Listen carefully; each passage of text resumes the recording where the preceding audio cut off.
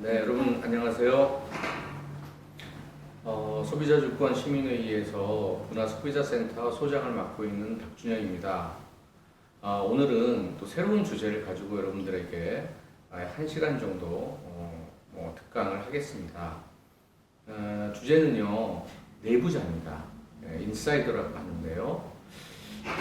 내부자라는 개념에 대해서 여러분들은 어떻게 생각을 하십니까? 조금 부정적이죠. 내부자라고 하면 내부 조직의 어떤 기밀을 빼돌려 가지고 자신의 어떤 사리사욕을 챙긴다든지 하는 그런 식의 인식들. 그래서 내부의 어떤 배신자로 낙인이 찍혀지는 그런 게 사실 통례였고요. 간섭이었다고 생각이 듭니다. 그런데 저희가 이제 소비자 운동을 해 나갈 때 있어서 정말 중요한 부분이 바로 내부자의 고발입니다. 즉 휘슬입니다. 휘슬, 휙 부는 거 있지 않습니까? 그 휘슬이 정말 필요하거든요. 왜냐하면 저희 아무리 사무국의 활동가들이나 시민단체 분들이 열심히 들고 판다고 하더라도 실제적으로 내부 정보까지 접근할 수는 없거든요. 그래서 내부 정보를 가장 잘 아는 사람은 바로 내부자입니다. 이 어떻게 보면 깨어있는 내부자, 양심의 소리에 귀를 기울일 줄 아는 내부자들이 바로 사회를 발전시키고 또 이 소비자들의 어떤 잘못된 부분들에 대한 어떤 진실을 밝힘으로 인해서 한 단계 더 진전될 수가 있다라고 봅니다. 그래서 이번 시간에는 바로 내부자, 인사이더에 대한 것을 좀 화두를 삼아가지고 영화 이야기도 좀 해보고요. 관련된 영화들이 좀 몇 편 있습니다. 제가 찾아보니까 좀 있더라고요. 그래서 그런 얘기들을 좀 여러분들하고 좀 해보고 싶습니다. 먼저 공익을 위한 내부 고발 사례들을 제가 좀 살펴보니까 몇 가지 좀 공통점이 좀 있더라고요. 첫 번째는 이 불법적이고 위법적인 행태들이 굉장히 자연스럽게 이루어집니다. 이게 무슨 이렇게 부자연스럽고 이게 이런 게 아니라 굉장히 조직 내에서 스무스하게 물 흐르듯이 이루어진다는 거죠. 그러니까 무슨 얘기냐면 아주 시스템적으로 어떤 부정과 비리와 잘못된 행태들이 보여지고 있다는 것이고요. 두 번째는 뭐냐면 이게 더 큰 문제예요. 이 조직 내부에서의 잘못을 알고 있음에도 불구하고 그거를 발설하게 됐을 경우에 자신에게 닥칠 피해 때문에 그 행위들을 비밀로 할 수밖에 없는, 정말 가슴 아리를 할 수밖에 없는 그러한 사례들이 굉장히 많았다라는 겁니다. 그래서 다시 말씀드리지만 그래서 내부자들의 어떤 용기, 양심을 깨우치는 그런 정말 용기 있는 사례들, 이런 것들을 우리가 좀 발굴해내고 좋은 사례로서 바라봐야 되지 않을까 싶거든요. 그런데 내부자들에게 있어서 가장 중요한 게 보니까요, 뭐냐면 칭찬도 아니고요, 격려도 아니에요. 너 잘했어. 이런 거를 네가 밝혔구나. 영웅이야. 라고 하는 것은 둘째, 셋째더라고요. 제일 중요한 거는 뭐냐면 그들에게 경제적인 보상을 해주는 겁니다. 경제적 보상. 뭐냐?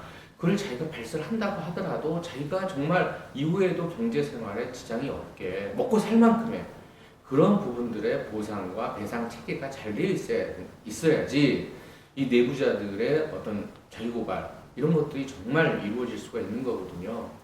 이제 그런 측면에서 국가나 정부에서도 굉장히 예를 쓰고 있는데 국민권익위원회의 사례를 보니까 좀 굉장히 고무적인 내용들이 좀 있더라고요.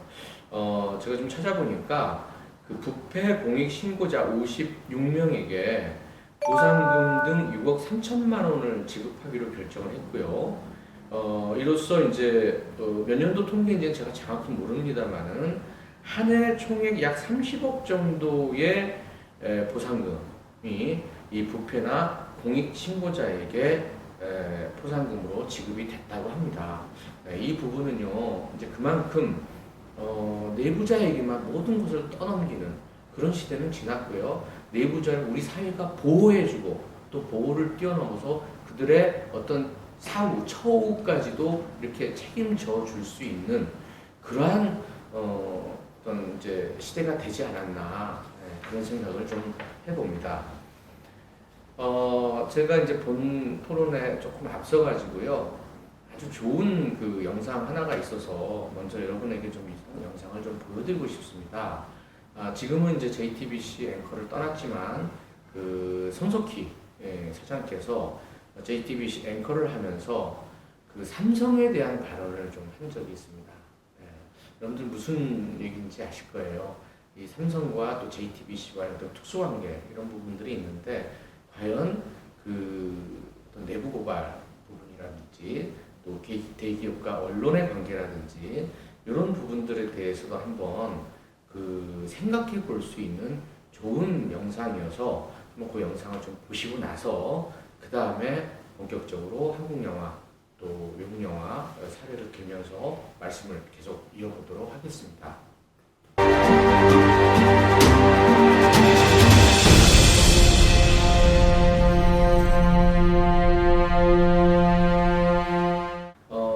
지금 제가 이제 내부자들 가지고 얘기를 하고 있는데 한국 영화에서 딱 그 제목 내부자들이라는 영화가 있습니다.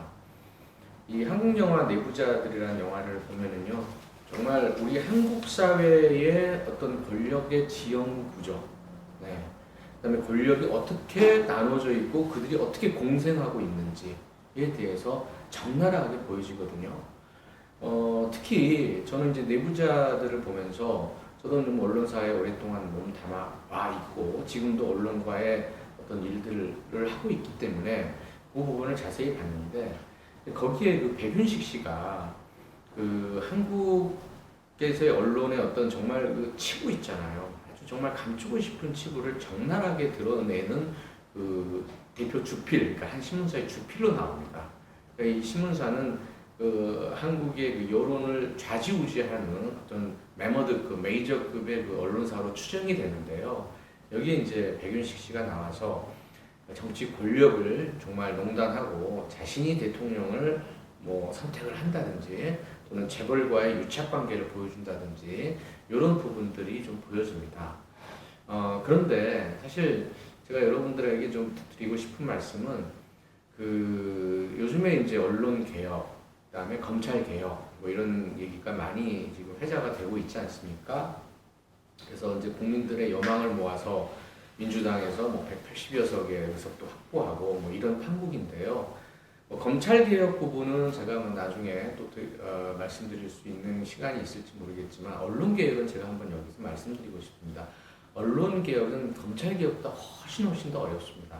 왜냐하면 우리나라의 언론 구조 또는 자본주의 사회에서의 언론 구조는요, 이 기업들과의 관계 속에서 자신들의 어떤 먹을거리를 찾을 수밖에 없는 구조입니다. 무슨 얘기냐면 우리나라에 한 3천여 개, 뭐 더 이상도 되겠죠. 인터넷 언론 포함하면 언론사들이 있습니다.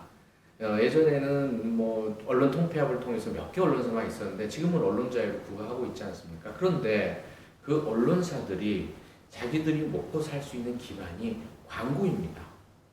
광고를 대부분 100% 자기들이 수용을 해서 그 영업을 해서 광고를 따가지고 오면 직원들 월급도 주고 또 회사 경비도 내고 이렇게 돌아가게끔 돼 있거든요. 그렇다면 그 언론사가 과연 기업들, 광고주들로부터 얼마만큼 자유로울까 하는 생각을 해봅니다. 이제 대표적으로 우리가 이제 보수 언론이라고 그러면 조중동이라고 그러고 뭐 진보 언론이라고 그러면 한겨레, 뭐 경향 이렇게 나누어지는 그런 구도이긴 한데 그런 신문들 모두가 이런 광고주들의 관계에서 벗어나기는 어렵습니다. 그래서 지금 손석희 앵커도 고민을 했듯이 이 삼성과의 관계에 있어서의 JTBC 위상을 어떻게 할 것인가 하는 부분을 고민할 수밖에 없고요. 그리고 현실에서 보더라도 그 언론사의 그 어떤 간부급 정도가 되면은요 대부분 뭘 하는 줄 아십니까? 광고 영업을 합니다. 그래서 광고 영업을 해서 대기업 가서 광고 따가지고 와야 유능한 기자 데스크가 되고요. 또 유능한 간부가 되는 것입니다. 예전에 그 언론사 간부들이 그 삼성 그 그 미래전략실에다가 보냈던 문자들이 다 회자가 됐었는데 그거 보면 참으로 이 우리의 언론들이 얼마만큼 그 대기업에 의해서 포획됐고 포섭됐는지를 볼 수가 있습니다. 이런 차원에서 그 한국 영화의 내부자들은요 정말 볼수록 재미있고 잘 만들었습니다. 그러니까 좀 부끄럽기도 하고요. 너무 적나라하기도 해서 야 이렇게까지 써왔나? 라는 생각이 들 정도입니다. 그런데 정말 그렇게 잘못된 부분들이 많이 있다라는 거죠. 내부자들은요 흥행에도 되게 성공을 했고요. 뭐 조승우라든지 이병헌이라든지 연기 아주 잘하는 배우들이 나와서 이 이야기를 끌고 나가는데 한마디로 그 대통령 선거를 앞둔 대통령 후보 그리고 그 대통령 후보와 결탁한 재벌회장 그리고 그 재벌회장을 뒤에서 돕는 아까 말씀드린 그 언론사 논설주간 백윤식 이강인 씨라고 나오는데요. 그리고 그들의 일을 아주 그냥 지저분한 일들 다 뒤에서 도맡는 정치 깡패 안상구라는 인물 이병헌 씨가 역할을 하고 있습니다. 그러나 여기서의 내부자는 누굴까요? 네, 마지막 히든카드입니다. 바로 대한민국 검사 우장훈 조승우가 역할을 하고 있는 이 조승우 우장훈 검사가 바로 내부자인 것이죠. 조승우는 뭐 검사 역할을 계속 그 드라마에서도 하고 있어서 뭐 검사 역할의 대표적인 배우로서 이렇게 활동을 하고 있는데 여기서는 검사 우장훈이요 야망을 갖고 있는 그러니까 출세를 하고 싶어하는 그러니까 백도 없고 줄도 없는 검사로 나갑니다. 그래서 계속적으로 조직에서 거세되고 하는데 이거를 자신이 한번 그 대형 비리 어떤 그 불법적인 부분을 파헤쳐서 진실을 파헤치는 역할을 하게 되고요. 여기에 이제 한번 처참하게 배신당하죠. 이병헌, 안상우라는 정치 깡패 손목 하나가 잘립니다. 그럼에도 불구하고 끝까지 어떤 뭐라 그럴까요? 나는 본인은 어떤 정의를 한번 세워보겠다라고 해서 끝까지 파헤치는 그런 역할이 나오게 됩니다. 여기서의 내부자는 바로 우장훈 검사가 되는데요. 우장훈 검사는 가장 어렵다는 그 검찰 내부의 정보, 그 다음에 검찰의 권력을 가지고 대통령 후보와 그 다음에 재벌과의 결탁 관계를 갖고 있는 파일을 찾아내고요. 이 파일을 가지고 이들을 모두 말로를 비참하게 만드는 그러니까 정의 심판에 칼을 내리는 그런 역할을 보여줍니다. 그래서 이 한 편의 영화가 바로 어떤 대한민국 언론이나 또는 전체 그 모순 덩어리들을 총체적, 집약적으로 보여주고 있다라고 보는데요. 이 영화를 아마 여러분들 보시면 되게 유행어 많이 나옵니다. 기억나실 거예요. 어차피 대중들은 개돼지다. 이게 누구 얘기냐면 여기에서 나오는 그 재벌 회장이 하는 얘기예요. 그런데 놀랍게도 이 발언을 또 누가 합니까? 네, 실제로 이후에 대한민국 공무원이 합니다. 대한민국 국민들은 개돼지여서 적당히 먹여주고 배고프지 않을 정도만 먹여주면 불만이 없다. 이런 식의 발언을 해서 정말 제가 영화 관련 강의를 하지만 영화가 오히려 현실을 뭐를 먼저 보여주는 그 다음에 현실은 그 뒤를 정말 놀랍도록 모사하는 그런 거를 보면서 소름이 끼치기도 하는데요. 그런 장면이라든지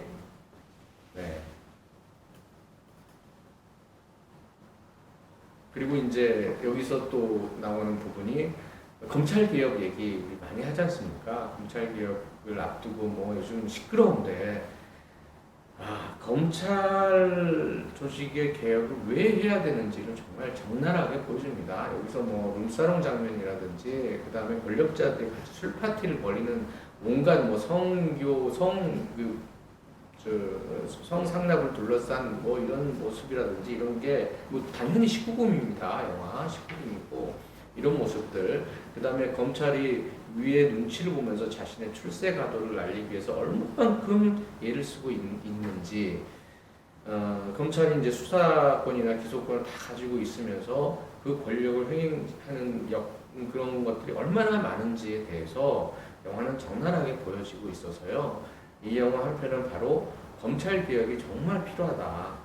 잘 되고 지금 있는지는 모르겠습니다만은 그런 것에 대해서도 우리가 충분히 느껴볼 수 있는 그런 영화라고 생각이 들고요. 그리고 이제 그 유명한 또 유행어도 있죠. 여기서 그 모히또 가서 몰디브 한잔 하자. 이게 이제 우리가 이제 우스갯소리로 많이 하게 되는데 끝장면입니다. 여러분 영화 다 보셨으니까 제가 뭐 스포일러 뭐 한다고 해서 뭐 기분 나쁘실 부분은 없을 것 같은데 이병헌과 이제 조승우가 자신의 미션을 해결을 하고 몰디브 가서 모히또 한 잔 아니군요. 모히또 가서 몰디브 한 잔 하자 이런 대사도 나누고 하여튼 여러 유행어를 우리 사회에 좀 던졌던 그런 문제작이 아닌가 싶습니다. 그래서 이 영화를 한번 이제 뭐 풀로 저희가 보여드릴 수는 없고요. 부분 뭐 보셨겠지만 한번 좀 보시기를 바라고요. 그 다음에 이제 저희 오늘 한 텍스트가 바로 마이클 만 감독의 인사이더라는 영화입니다. 이 영화도 곧바로 뭐 번역하면 인사이더 내부자가 되겠죠. 네. 이것도 한 2시간 20분대의 아주 긴 러닝타임을 가지고 있는 영화인데요. 이 영화 역시도 그 기업의 비밀을 알고 있는 주인공, 담배 회사의 중역입니다. 그리고 그걸 알면서도 그 묵살하는 언론, 그다음에 또 기업들의 방해, 공작들 이런 것들이 적나라하게 한 2시간 20분 정도 펼쳐지는 수장입니다. 이 영화는 한번 제가 그 영화를 한번 줄거리를 쫓아가 보면서 말씀을 좀 드려보도록 하겠습니다. 영화 초반부는요, 거대 다국적 담배 회사와 그 내부자, 그 담배 회사의 중역인 러셀 크로우, 와이딘으로 나오죠. 이 사람의 어떤 기본 갈등으로 시작이 됩니다. 담배 회사의 중역인 그 와이딘은요, 자신의 양심의 가책을 견디지 못하고 회사의 비밀을 폭로할 결심을 합니다. 그러나 그 결심이 그렇게 간단하지는 않죠. 정의와 양심만을 지키기에는 이 40대 그 부사장인 와이린에게는 너무나 가진 것이 많습니다. 뭐 당장 회사에서 잘리고 집에 돌아오게 되면 애들의 의료비와 학비를 어떻게 할 것인가부터 걱정을 해야 되는 처지니까요. 뭐 밥벌이는 숭고하죠. 그래서 내부의 비리와 문제를 폭로하는 것은 어쩌면 모든 것을 다 내려놓고 포기해야만 가능한 일인지 모릅니다. 이 회사의 담배 회사의 그 비밀은 뭐냐면요, 그 담배의 니코틴 중독을 더욱 강화하는 물질을 담배에 투입하는 것입니다. 무슨 얘기냐면 이 니코틴 중독을 사람들로부터 더 심화시켜서 담배를 절대 못 끊게 하기 위해서인 거죠. 와이리는 고민을 하다가 이를 세상에 알릴 만한 사람을 결국은 찾아갑니다. 그가 바로 미국의 CBS 방송국의 추적 60분, 우리나라로 따지면 그런 프로그램이 있는데 추적 60분 팀의 프로듀서인 로엘 버그만입니다. 로엘 버그만은 알 파치노가 역할을 하게 되는데요. 이 알 파치노 역시도 아주 그냥 그 맹혈 기자입니다. 인터뷰 하나를 성사시키기 위해서 중동의 위험 지역에까지 취재를 마다하지 않고 정말 뛰어다니는 그 어떤 의미에서 개념이 있는 프로듀서인데요. 결국은 이 알파치노가 이 와이린을 설득합니다. 몇 번이나 망설이던 와이린을 설득을 해서 프로그램에 인터뷰를 시키려 하고 촬영까지 합니다. 촬영까지 해서 법정에서 이 와이린이 이 담배 회사의 어떤 비리, 담배에다가 더 중독성이 강한 니코틴을 넣는 거, 이런 사실을 폭로하면서 영화는 해피엔딩으로 끝날 거라고 생각을 합니다. 그런데 진짜 영화가 하고 싶은 이야기는 이제 여기서부터 시작입니다. 이제 조직적인 방해 공작들이 시작이 되는데요. 이런 방해 공작들 우리 많이 봐왔죠. 우리 사회에서도. CBS가 먼저 나서게 되는데 CBS는 와이링이 담배 회사와 맺은 기업 비밀 서약 준수를 이유로 방송 인터뷰 부분을 삭제하고자 합니다. 그런데 사실 속사정은요, 이거는 겉으로 표명된 내용일 뿐이지 속사정은 따로 있습니다. 즉, 그 CBS 자사 내부에 걸려있는 주식 합병계획에 차질을 빚을 것 같고, 그리고 또 이 방송이 나가게 되면 담배 회사로부터 소송이 걸리게 됩니다. 그러면 엄청난 배상을 해야 되는 경우도 있습니다. 그래서 이제 이 내부 재부자 문제는 그 기업을 떠나서요, 언론사와의 어떤 역학관계로 이야기가 넘어가게 되죠. 여기에 이제 담배 회사까지 가세를 하게 됩니다. 이 담배 회사는 언론 플레이까지 하지요. 그래서 와이린을 뭐 와이프하고 딸을 버린 남자, 도덕적인 음해까지 자행을 하게 되고요. 또 회사는 노골적으로 비아냥거립니다. 아니 너 한 몸 희생해서 언론 자유라도 쟁취해 보겠다는 건가? 뭐 이런 식으로 노골적인 압박을 가하게 되는 거죠. 와이린은 더욱 움츠러들 수밖에 없습니다. 로엘 버그만, 즉 PD요, 알파치노, 지금은 진실인지 거짓인지 그게 문제가 아니라며 와이린의 용기 있는 처신을 기대해보지만 상황은 좋아지지 않습니다. 점점 어려운 국면으로 처해가는데 마지막 또 다른 영웅이 등장을 합니다. 추정 60분 진행자인 마이크 월러스가 멋진 말을 남기면서 폭로를 결심합니다. 뭐라고 얘기를 하냐? 내가 고작 담배 회사 협박에 넘어가서 내 언론 인생에 스크래치를 낼 수는 없지 않은가 하면서 폭로를 결심하게 됩니다. 결국 뉴욕타임즈에 이러한 내용의 기사가 크게 되고요. 엄청난 배상액을 담배 회사가 물게 됩니다. 이 모든 게 실화를 바탕으로 만든 영화라는 게 세상 놀라울 뿐입니다. 한국에도 실제 스토리를 배경으로 해서 이 내부자의 이야기를 다룬 영화가 있는데요. 바로 1급 기밀입니다.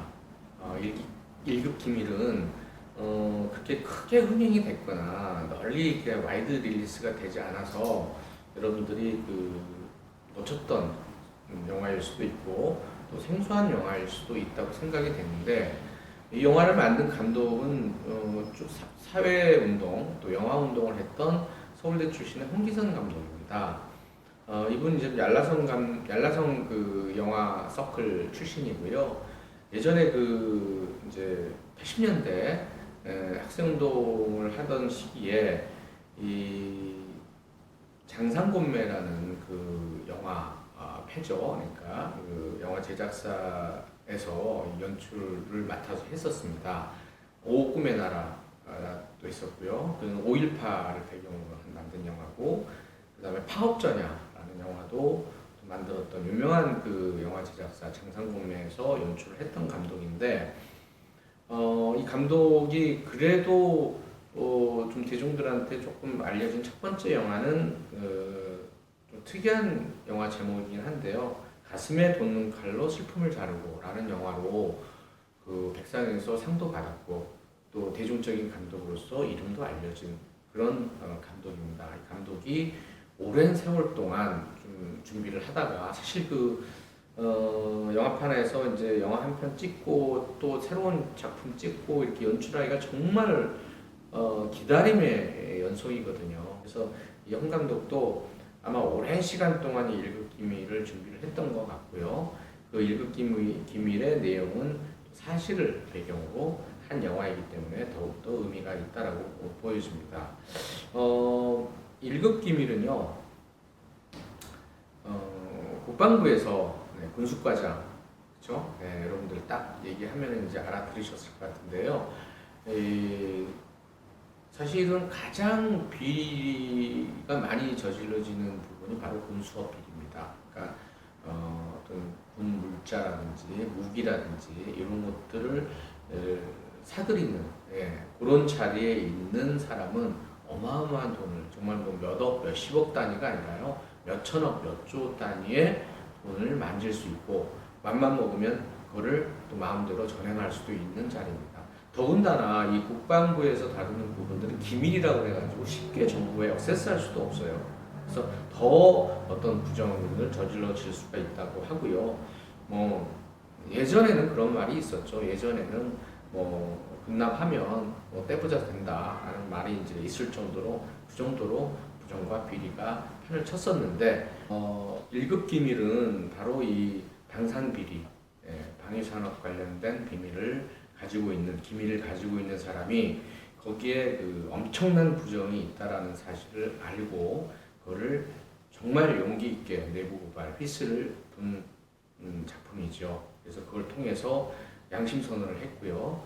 결국에는 이제 MBC PD 수첩에서 한 해군 장교의 양심 선언이라는 제목으로 나오기도 됩니다.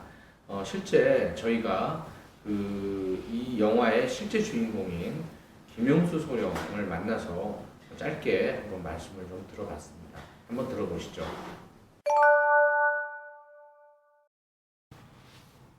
제가 공익적으로 했던 거는요, 이 군납비리였습니다.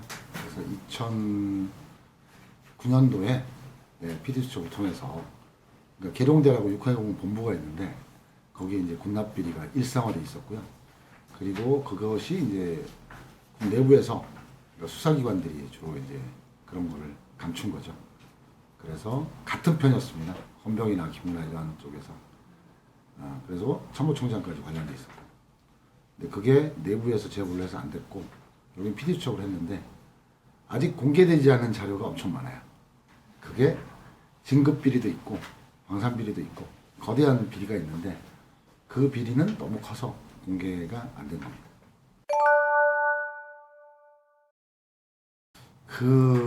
이제 물론 뭐 징계도 받고 뭐 쫓겨나고 의자도 못 받고 뭐 진급도 안 되고 이런 불이익도 있긴 있는데 그거보다 더 큰 거는 제가 맺었던 인간관계가 다 없어지는 겁니다.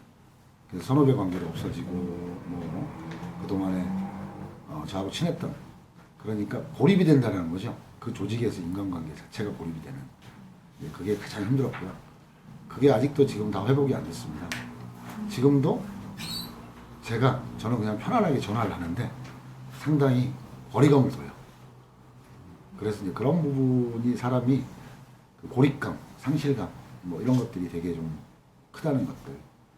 그리고 이제 이 자존감이나, 그리고 그 험담하는 거 있잖아요, 뒤에서. 음해하고 험담하는. 그걸로.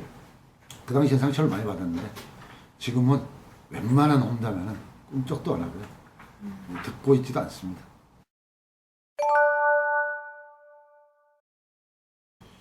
제가 권익위에서 국방분야 조사관을 했는데, 그 사건들을 받는 게 구체적인 건 아니고요. 이제 단서 정도? 그런데 안쪽으로 들어가면 정말 이 거대한 비리들이 아주 많아요. 또 국방 예산은 50조가 넘습니다. 1년에 사업으로 집행되는 예산이 30조가 넘거든요.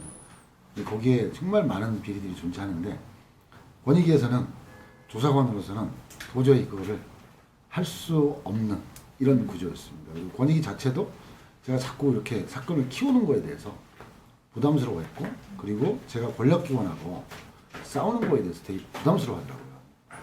그래서 권익위에 대해서 이게 좀 제가 되게 많이 실망을 했는데 권익위가 원래 다른 정부기관하고 싸워야 되는 곳인데 잘 지내려고 해요.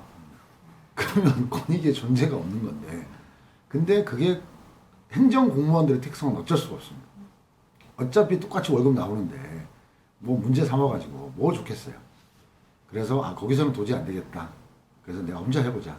그래서 이제 국방권익연구소를 설립을 해서 5년 전에 이제 여러 가지 사건들을 했어요. 그러니까 대표적인 사건이 그 대북 확성기 납품 비리 사건이라고 북한에 전방에 소리를 내보내는데 북한에서 안 들리는 그러니까 10km가 나가야 되는데 안 나가는 거예요. 근데 그거를 조직적으로 해먹는 겁니다. 근데 그 증거를 다 갖다 줬는데 국방부 검찰단에서 깔아뭉갰고 중앙지검에서 깔아뭉개고 이걸 계속 그런 반복을 해서 결국엔 3년 만에 이제 그걸 잡았는데요.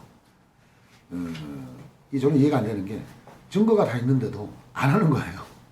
고의적으로 안 하겠죠. 그 다음에 이제 그 TICM 발전기라고 한국에서 만들어서 미국으로 수출을 해서 다시 수입해서 원가를 부풀리는 뭐 이런 것들. 그 다음에 우리 전쟁 지휘소가 우리나라에 3개가 있어요. 근데 중요한 전쟁 지휘소가 여기 용산에 합동참모본부 밑에 빵카에 있습니다. 근데 그 설계도가 유출이 된 겁니다. 유출이 된다는 것은 우리나라 전쟁 지휘소 설계도가 자칫하면 북한으로 넘어갈 수 있다는 거거든요. 이제 그런 이제 사건들도 있었고, 또 기무사령부 비리가 많아요. 기무사가 관련되는 그동안에 아주 오랫동안 수십 년 동안 해먹는 이런 비리. 그 다음에 복지시설 관련돼서 그 사단장들이 병사들을 뽑아야 비편제라고 하는데 복지병으로 뽑아서 나비 넥타이를 메고 맥주병을 들고 다니게 합니다. 그러면 당연히 인건비가 안 드니까 돈이 많이 남겠죠. 그럼 그 남은 돈을 이익금을 사단장이 주머니 쌈짓돈으로 쓰는 거예요. 그런저런 사건들이 되게 많았었는데 그리고 이제 억울한 경우가 되게 많습니다. 이제 군 간부들이 실제로 군 생활을 하다 보면 이 병사들의 억울한 피해는 진정할 때가 많은데 이제 간부들, 뭐 하사 중사라든가 뭐 중위 대위 소령들 이런 사람들 어디 가서 하소연할 데가 없거든요. 그래서 그 모 중령은 이 대령이 어떤 부정행위를 해요. 그래서 문제를 삼으니까 대령이 무고죄와 명령불복중이라서 이게 수사를 합니다. 그래서 실형을 받아요. 1년. 그래서 그런 것들도 누가 구제할 수가 없잖아요. 이제 그걸 이제 다시 해서 이제 무죄로 만들어주기도 하고. 근데 안타까운 사건은 현역 대령이 권익위 신고를 했어요. 모 장군에 대해서. 근데 권익위가 아무 생각 없이 국방부로 사건을 넘기면서 그 현역 대령이 무고죄로 지금 구속돼가지고 아직도 육군 교도소에서 수감 중이에요.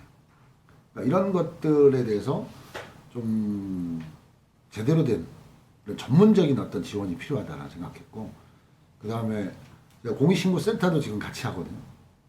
근데 지금 현재의 그 공익신고 관련돼서 권익위가 그 역할을 해야 되는데 그 역할이 상당히 미흡해요. 그리고 시민단체들도 있는데 시민단체는 그 공익신고자에 대한 보호나 지원에 대해서 의욕은 갖고 있는데 전문성이 없습니다. 왜냐하면 이 공익신고자를 돕겠다라는 것은 마음도 필요하지만 머리도 필요하고요. 전문성도 필요하고 전투력도 필요합니다. 그러니까 전문적인 싸움꾼이 필요한 거거든요. 그 사람들한테. 내가 위로만 받겠다고 공익신고자가 그 공익신고 시민단체 온 게 아니에요. 성명서 발표하려고 이러려고 하는 게 아니거든요. 그러면 대신 싸워서 상대방의 잘못을 잡아내야 되는 거죠. 이게 정의는 멀고 주복은 가까운 겁니다. 그래서 저는 전문적인 싸움꾼이 되고 싶어서 지금 이런 일을 하는 겁니다. 그러니까 이제 그 군에서는 이제 대놓고 외압은 못합니다. 왜냐하면 아직도 저는 군 비리에 관련돼서 안간 자료가 많아요.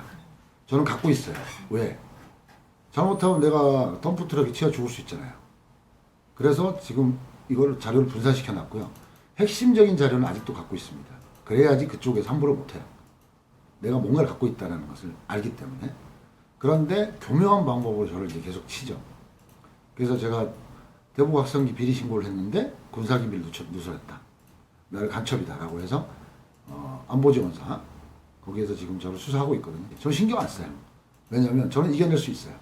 그래서 지금 오히려 국방부하고 안보지원사가 인권위로부터 조사를 받고 있습니다. 인권 침해에서. 그래서 저를 그런 식으로 하면 저는 더 센 거를 내놓겠다는 거거든요.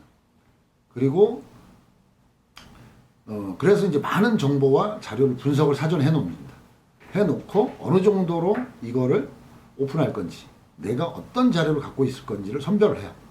그래서 나에 대해서 보복을 하거나 외압을 넣으면 저는 거기에 10배, 100배를 제가 갚아주겠다는 게 제 신조고 저는 준비가 돼 있어요. 저는 전문 싸움꾼이라고 그랬잖아요.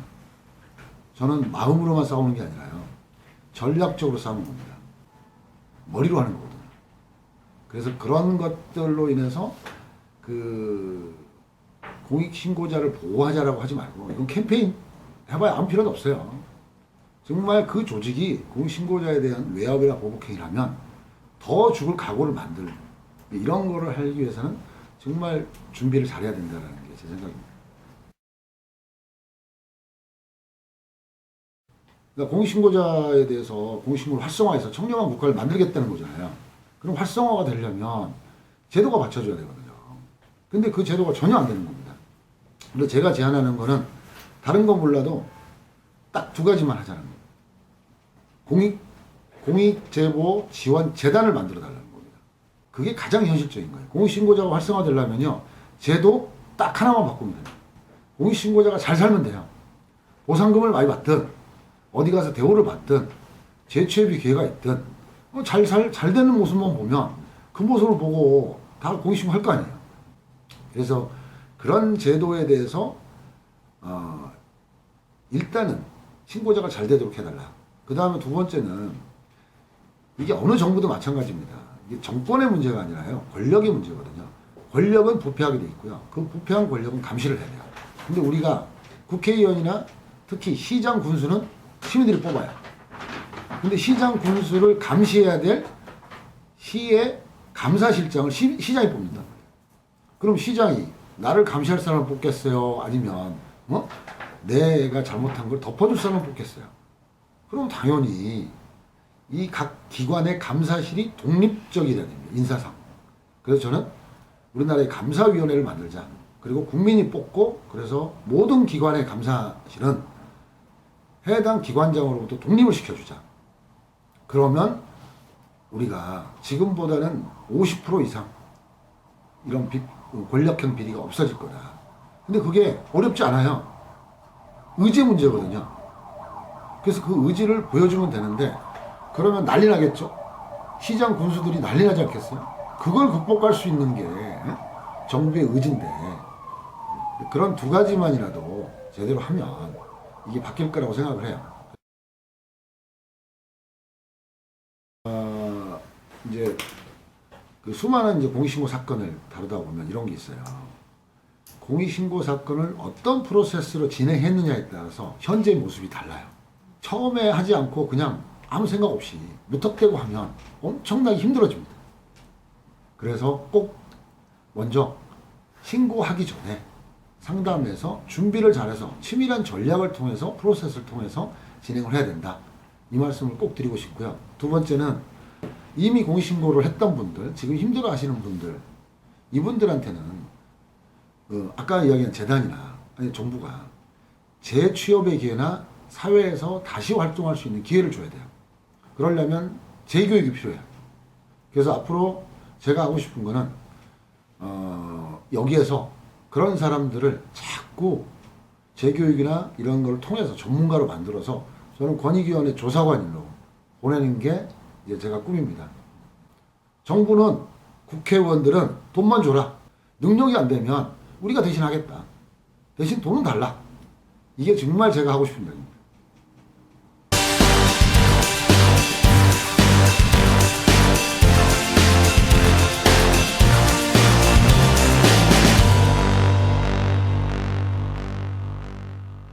네, 잘 들어봤습니다.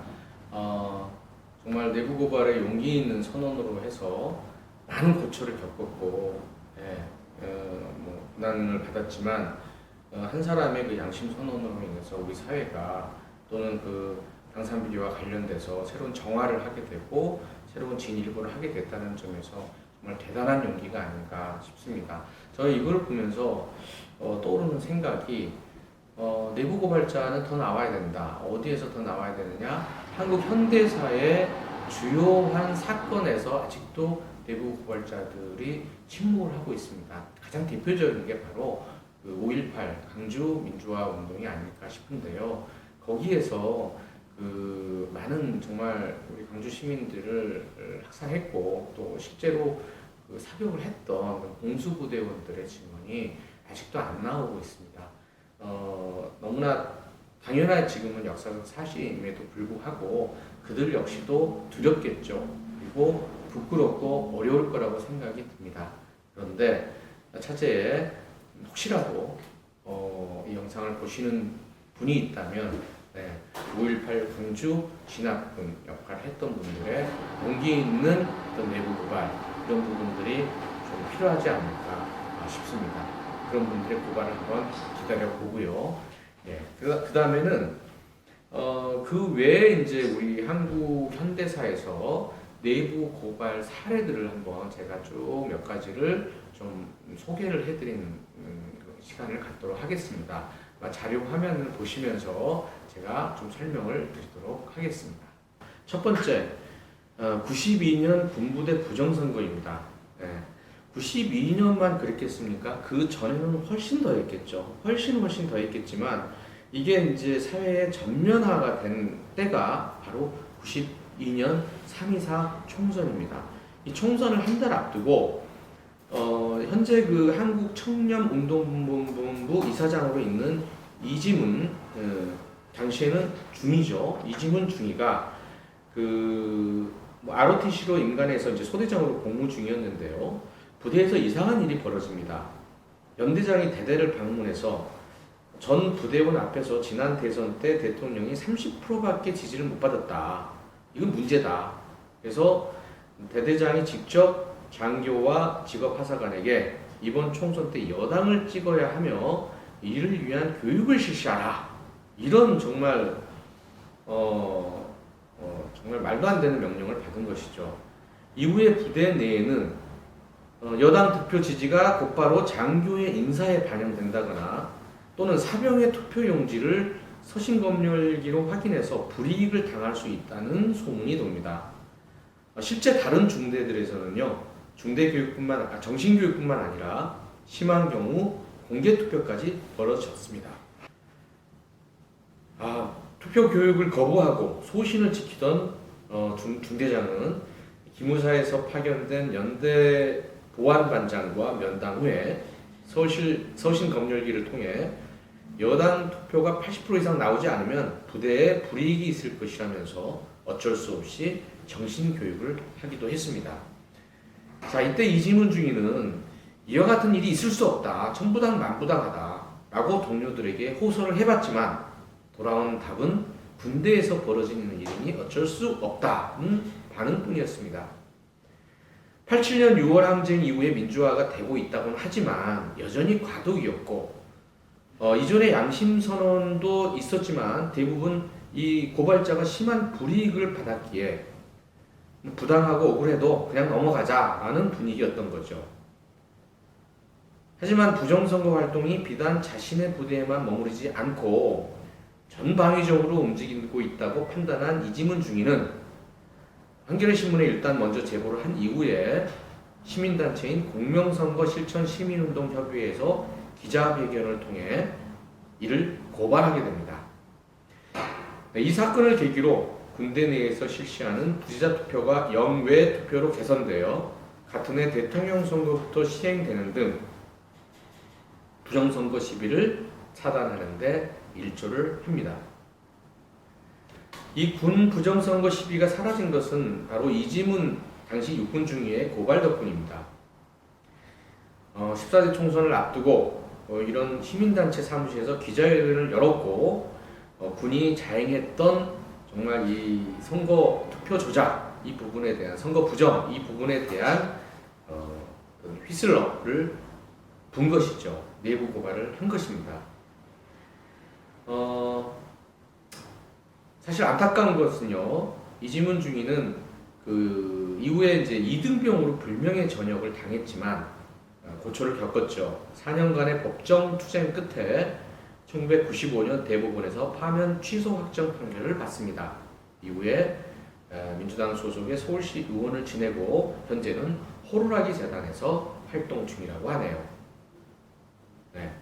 자, 두 번째입니다. 이거는 기업 내에서 벌어진 그 내부 고발 사례인데요. 2015년 6월에 그 현대차가 제조한 자동차의 엔진 결함으로 미국에서 화재가 발생하는 사건이 발생합니다. 미국에서는 리콜을 요청을 하지만 현대차에서는 조사 보고서의 문제를 축소해서 문제 차량의 일부만 리콜 대상에 포함시켰죠. 국내의 경우 부품 결함이 발생하더라도 뭐 공개적인 강제 무상 수리인 리콜 대신에 보증 수리 연장이나 또는 비공개 무상 수리로 처리를 하는 그런 편법을 쓰기 위해서입니다. 당시에 그 품질 전략팀 리콜 관련 업무를 맡고 있던 김광호 현대자동차 부장은 이런 부품 결함 문제가 발생할 때마다 회사에서는 비용 절감을 위해 공공연히 축소하거나 은폐하는 것에 상당한 문제의식을 갖고 있었습니다. 문제가 100이라면 리콜이 미국에서는 20, 30%, 국내는 10%도 이 리콜이 안 된다는 것은 물론 언론에 노출되어서 또 큰 문제가 파장이 되는 것을 기업 내에서는 감당할 수가 없었던 거죠. 그러나 이에 대해서 김광호 부장은 32건의 부품 결합 은폐 사건을 공익 신고하게 되었고 그중 8건에 대해 리콜 조치 그리고 2건에 대해서는 공개 무상 수리로 이끌어내었습니다. 처음에는 회사 내부 감사실에 다음에는 자동차 안전연구원에 비공개로 제보했지만 아무런 조치가 이루어지지 않았죠. 내부 제보 후 1년 동안 기다렸지만 아무런 조치가 이루어지지 않았다는 사실을 확인한 김광호 부장은 미국 교통부에 직접 제보를 했고 언론에 일련의 사실을 국내 언론에 폭로했습니다. 아울러 법적 보호를 받기 위해 시민단체에 도움을 요청하기도 했습니다. 김광호 부장의 경우는요, 사실 그 내부 고발을 하기 위해서 매우 철저한 준비가 뒷받침됩니다. 조직에 26년간 있으면서 이런 자료 수집을 철저히 하는 습관을 가지고 있었고요. 또 자료도 계속 또 모았고 또 집중적으로 정리를 하였습니다. 철저한 자료 확보가 없었다면 처음 문제를 제기했던 감사실에 찾아가지도 않았을 것이라고 김광호 부장은 당시를 회고합니다.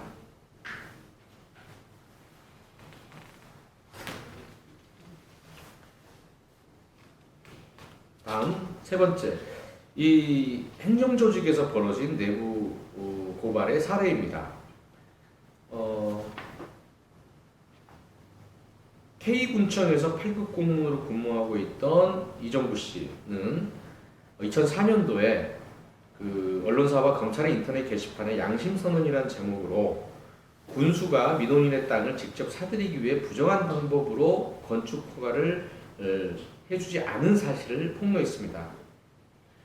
이정구 씨도 역시 고초를 겪었는데요. 강원도 징계위원회로부터 직위해제 결정을 받지만 이후에 소청심사위원회를 통해서 정직 3개월로 변경하라는 결정을 내리고 복직을 하지만 당시 근무했던 군청이 아니라 면사무소로 발령을 가게 됩니다. 심각한 보복 행위를 겪었던 거죠. 네. 현재도 그 은둔자로 살고 있을 정도로 힘든 조직 생활을 하고 있다라고 전해집니다. 그 다음에 또 하나 말씀드리겠습니다. 적십자사의 혈액 관리에 관한 내부 고발 사례가 있는데요. 이거는 요즘에 우리가 그 코로나 팬데믹을 겪고 있는 입장이기 때문에 참 이런 그 의료 관리 시스템에 대해서 정말 문제가 심각합니다. 터지게 되면 우리 건강에. 그래서 이거를 한번 꼭 소개를 해드리고 싶은데요. 적십자사 혈액사업본부의 그 김용환 씨, 임재광 씨, 이광우 씨 등등은 지난 2003년도에요. KBS 추정 60분을 통해 대한적십자사의 부실한 혈액관리 실태에 대해 외부에 알렸습니다. 그들은 언론에 이 사실을 알리기 전 여러 차례 적십자사 내부의 이 문제에 대한 시정을 건의하였으나 적십자사는 줄곧 그들의 주장을 묵살했다고 합니다. 방송이 나간 후에 적십자사는 이 문제를 시정하려고 하지도 않고 익명으로 방송된 제보자들 색출에 혈안이 됐었고요. 결국 이들은 모두 업무상 비밀 누설 등의 혐의로 고발당하고 징계위원회에 회부하여 해고까지 당합니다. 이후 언론과 시민단체의 노력으로 적십자사의 부실한 혈액 관리 실태 그리고 내부 고발자에 대한 징계에 어떤 부정적 여론이 형성이 되면서 제보자들은 복직을 했고요. 현재까지 적십자사에서 근무를 하고 있다고 합니다. 한국의 혈액 유통 방식이 대폭 개선된 것은 이렇게 용기를 낸 적십자사 직원들 덕분이 아닌가 싶습니다. 2003년 9월부터 약 1년간 적십자사 혈액사업본부가 에이즈, 간염, 말라리아 바이러스에 감염된 혈액을 유통한 사실을 언론과 이 부패 방지에 제보한 사실은 정말 다른 어떤 것보다도 더 값진 제보 고발임에 틀림이 없습니다. 이 고발자들 모두가 역시나 그 아내와 아이들이 있는 평범한 40대 전후의 가장들인데 10여 년 이상 이 적십자사에서 근무한 그런 직원들입니다. 적십자사의 본래 목적과는 어긋나는 부실한 혈액 공급 관리와 실태는 그들에게 엄청난 심리적 갈등을 주었을 겁니다. 만약에 불의의 사고로 가족이 수혈을 받을 수도 있고 친구도 수혈을 받을 수가 있죠. 이런 어떤 실태를 알고도 넘어간다는 것은 있을 수 없는 일이라고 생각을 했던 거고요. 그래서 이러한 사실을 지적할 경우에 해고나 따돌림 같은 그런 어려움이 직면할 수 있다고 생각을 했지만 용기를 냈었던 걸로 생각됩니다.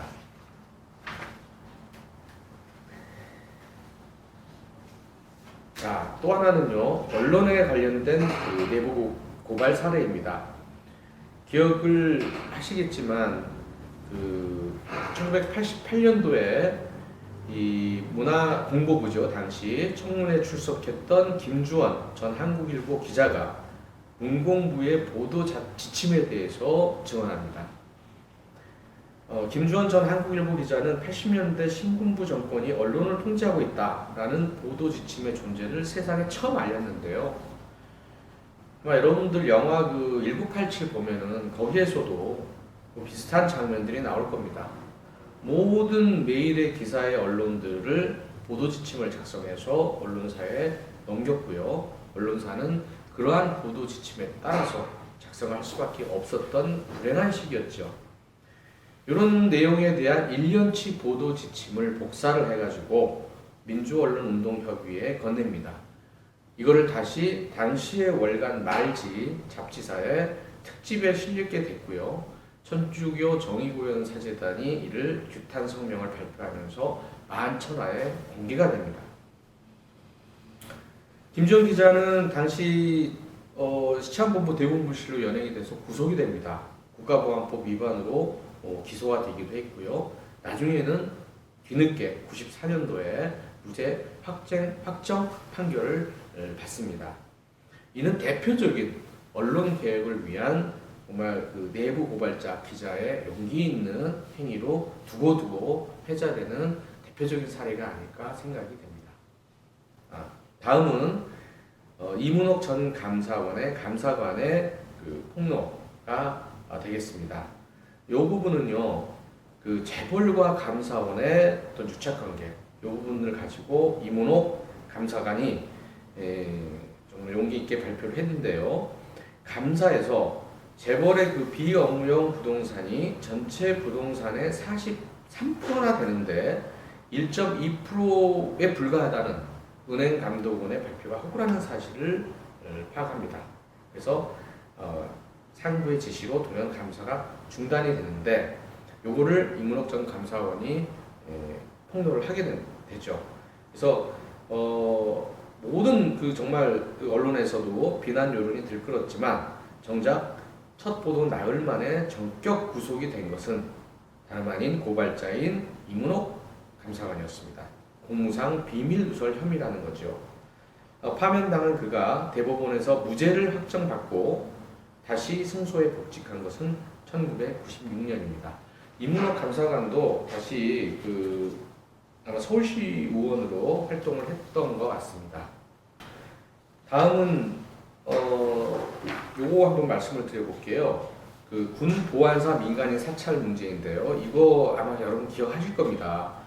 1990년도 일인데요. 90년 윤석양 당시 이병이 서울 종로구 기독교 교회협의회 일꾼위원회 사무실에서 보안사가 민간인 사찰에 개입된 사실이 있다라고 양심 선언을 합니다.